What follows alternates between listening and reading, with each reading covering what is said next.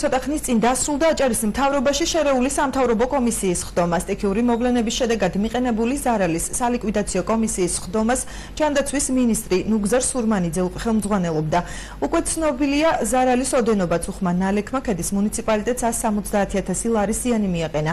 19.749 ლარს მუნიციპალიტეტი საკუთარი ბიუჯეტიდან აანაზღაურებს, ხოლო ინფრასტრუქტურული სამუშაოების შესასრულებლად აჭარის საგზაო დეპარტამენტის დახმარებას ელოდება. ხელვაჩაურის მუნიციპალიტეტის სტიქიამ 470.112 ლარით აზარალა. თვითმმართველობა თანხის გამოყოფას სარეზერვო ფონდიდან ითხოვს. 100.000 ლარამდე ზარალი მიაყენა სტიქიამ ქობულეთის მუნიციპალიტეტს. დაზარალებული 120 ოჯახიდან 7 განსახლებას საჭიროებს. ხელვაჩაურის მსგავსად სარეზერვო ფონდიდან დახმარებას ითხოვს ქობულეთიც.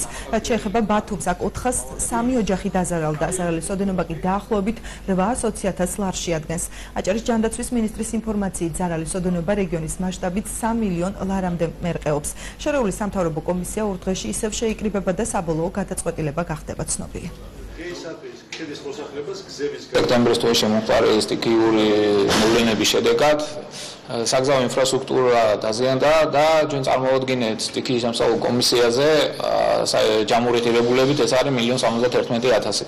ეს არის როგორც ხიდის მშენებლობები, ასევე არის საყრდენი კედლები, დაფინანსება გვექნება დროულად სარეზერვო ფონდიდან. ჩვენ ვფიქრობთ, რომ თითქმის ყველა სამუშაოების შესრულება შესაძლებელი იქნება 2014 წლის ბოლომდე. ზარალი საკმაოდ მოცულობითია ქედაში, ეს ზარალი მოიცავს როგორც სასოფლო-სამეურნეო პროდუქტებს, ასევე შენობა ნაგებობებს და დამხმარე ნაგებობებს. საბოლოო ჯამში თანხამ შეადგინა, რასაც ჩვენ ვანაზღაურებთ მუნიციპალიტეტი, ეს არის 13.759 ლარი, 5.000 ლარით ვთხოვეთ ახლა საავტომობილო გზების დეპარტამენტს მარიეტა ჟოჟაძის სახლთან მისასვლელი კაბლიონია გასაკეთებელი.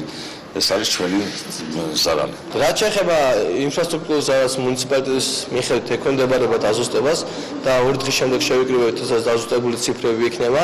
მინდა აღვნიშნო, რომ ფიზიკური პირების, ანუ რაც შეეხება ოჯახებს, მათი ზიანის ანაზღაურება მოხდება აჭარის ავტონომიური რესპუბლიკის მთავრობის სარეზერვო ფონდიდან. რაც შეეხება ინფრასტრუქტურის ზიანის ანაზღაურებას, გადაუდებელ აუცილებლობასთან დაკავშირებით მივწერთ საქართველოს მთავრობას თანხის გამოყოფასთან დაკავშირებით, ხოლო იმ ნაწილს, რომელიც გრძელვადიან პერიოდში იქნება გასაკეთებელი, გათვალისწინებული იქნება 2015 წლის ბიუჯეტში.